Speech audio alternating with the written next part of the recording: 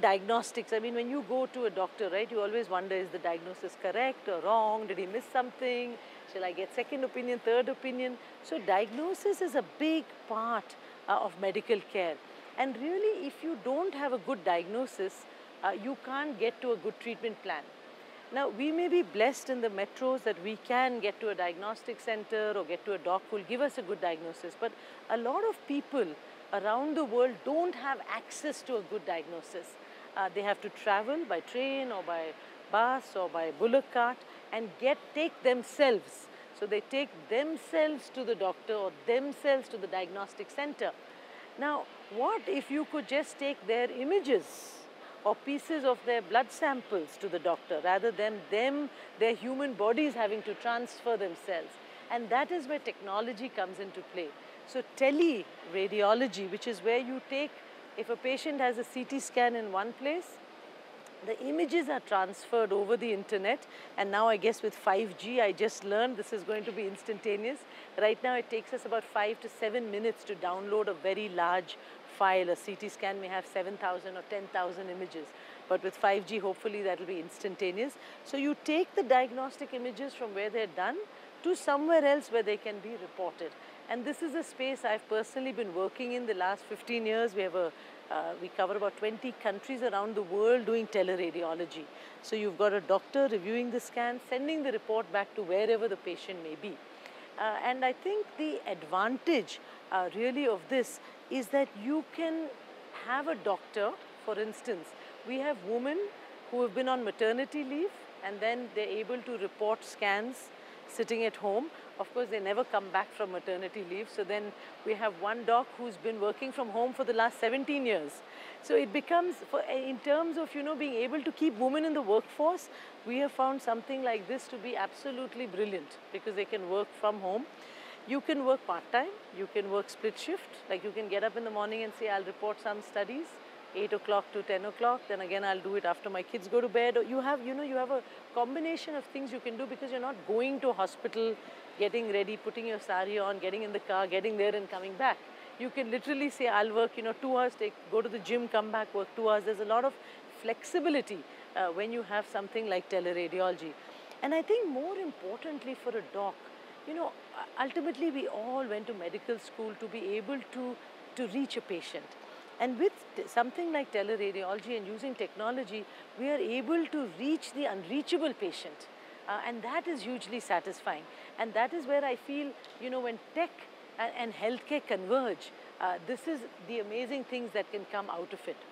Now, when we talk about, reporting a CT scan, there is a global shortage of these radiologists. So they're all overworked, underpaid. That's why we have all of them wherever they are, at home, not working, looking after their parents, working. Now, if you look at a radiologist, in India we have one radiologist for 100,000 population. In Tanzania, we have one radiologist for 1.3 million people. So there is such a massive shortage of this expertise. Now, if you took a radiologist and said, okay, report CT scans, typically they can do 6 to 10 CT scans in an hour. But let's say you could help them. You could auto-detect the lesion. You could create the report. You could have like a macro or a structured template ready. Could we get this radiologist to do 20 RVUs an hour? In one fell swoop, using technology, we would be able to resolve the issue of, at least half the shortage in the world. And I think that is where tech is playing a huge role. Now we all, AI has invaded medicine, and the first bastion has been radiology, because you can auto-detect disease, so you can auto-detect stroke or an embolism in the lung. Now we've been working on some algorithms, one of which is auto-detection of breast cancer. And breast cancer in India is a huge public interest, problem, because you've got 25 per 100,000 women will get it and 12 of them will die. That means 50% of them will die. So if you could detect breast cancer early, you have that much more of a chance of doing something about it.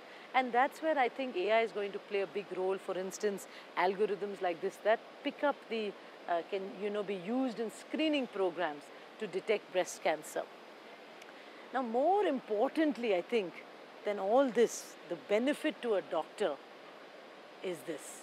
A doctor, as you know, as we said, you Google, you go to a second doctor for an opinion, because doctors are human. At the end of the day, we are not 100% accurate. Even in radiology, United States statistics is 96% accurate. So 4% your doc's going to be inaccurate. That's like a given in medicine. But if you were to use technology well and to use AI well, you could actually reduce a doctor's errors and misses. And I think that is the hope and promise of AI in radiology. Because 20 million radiology reports have misses. 20 million radiology reports per year, not cumulatively. So per year, that's how many misses we have. And if we could reduce that using technology, then that is a game changer for patients globally.